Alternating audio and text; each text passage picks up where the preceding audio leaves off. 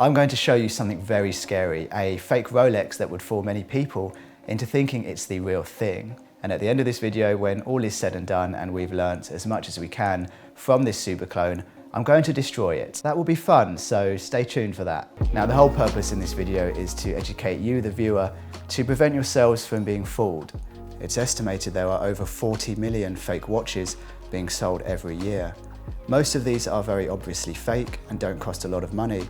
Others are, well, getting scarily good at looking like the real thing. So let's compare these two watches and see if we can spot all the differences under a macro lens. But first things first, which one of these do you think is the real $12,000 watch and which one is the super clone? To start off, let's look at the dials. The Rolex Yacht-Master 40, reference 126622, is a premium watch which incorporates a rhodium dial.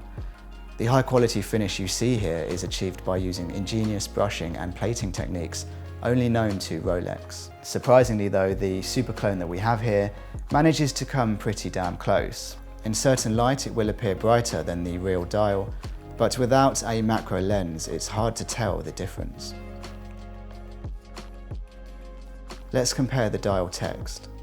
On the real Yacht-Master, the blue bold colour perfectly matches the hue on the second's hand. On the fake model, the text is apparently lighter, but they do match each other too.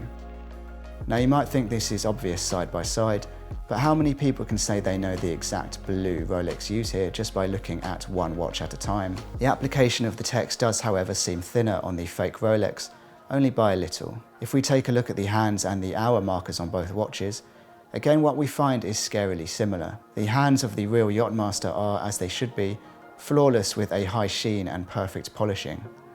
The fake watch, however, also manages to produce some really believable hands here. I even got confused at one point making this video because the footage looked so similar and I couldn't tell which watch was real myself. If you look really carefully though, you will be able to see some small imperfections surrounding the indices, and there's also a small mark on the minute hand which wouldn't make it past Rolex quality control.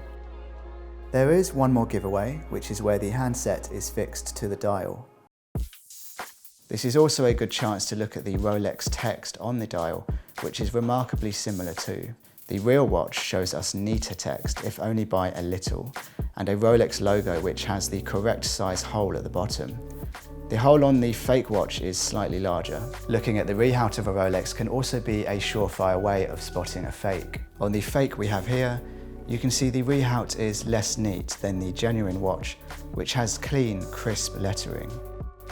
Next, let's take a look at the bezel. At first glance, there's not much difference, but as you look deeper, you start to see where the quality really lies. As expected, the real Rolex produces a flawless bezel with polished raised rounded numbers. On the fake watch, the numbers are polished to a good standard, but lack the authentic shape of the real watch. This particular watch also benefits from a platinum bezel, which is a precious metal, therefore making it harder to replicate. Although I haven't yet heard of any fake Yacht-Masters sporting a platinum bezel, it doesn't mean the creators of this fake watch won't try to do it one day. The rotation of a bezel can also be a good giveaway to see if your watch is genuine or not. On this model it should be slick, smooth and have an almost creamy feel to it when being turned. Although the fake model does have a creamier rotation to it, it is nowhere near as satisfying as the real deal. The bezel also isn't perfectly aligned, which is a giveaway. Although many fakes do have perfect alignment, and also some real watches are known to make it past quality control with unaligned bezels. This actually happened to a Omega Seamaster I had. The bezel was a little bit off center at the top, and it turned out just to be a quality control issue. I think when it comes to Rolex watches, the chances of this happening are so minutely small, but it can happen. Now let's take a look at the crystal. Both models have sapphire glass, but there is a difference here if you look carefully. You'll notice the glass is slightly raised on the real Rolex and more flat to the bezel on the fake one. Now this might seem like an obvious difference, but this can be particularly confusing because other Rolex models don't always follow the same trend. So again, it shows how easily you can be fooled. It really helps to know the features specific to your watch, but obviously it's just easier and safer to deal with a vetted professional when buying. Moving on to the crown, and things get quite scary once again. Now tell me what you think, but I could not for the life of me tell the difference here.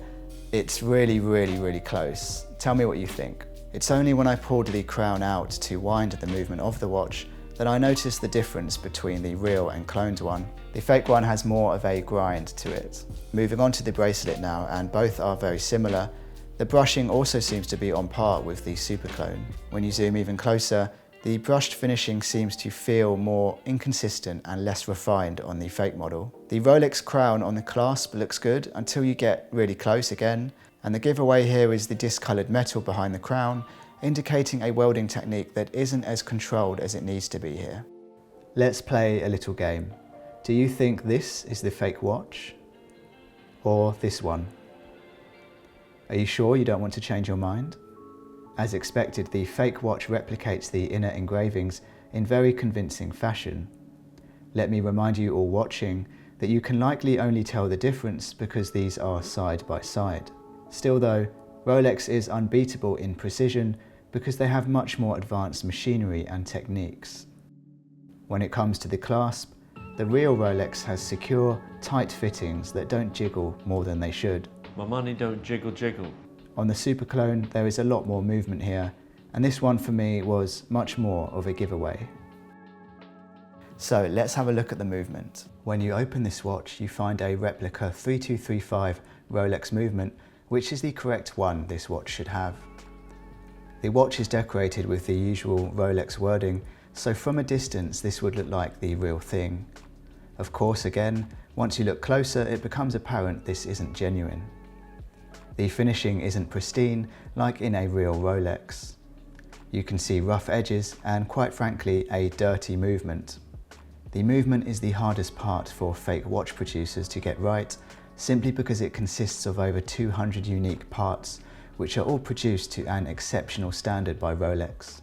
This is where the superclone makers hit a wall, so looking at the movement remains the single best way to spot a fake. So let's talk about some misconceptions when dealing with Rolex watches in particular. Having a serial number on a Rolex does not make your watch genuine, unfortunately. The individuals who produce these superclones can put any random number onto any fake watch with ease, so don't get fooled by this one. Another common mistake people make is thinking all genuine Rolexes have a laser-etched crown in the crystal at the 6 o'clock position. Fake watchmakers can also reproduce this effect with a staggering accuracy.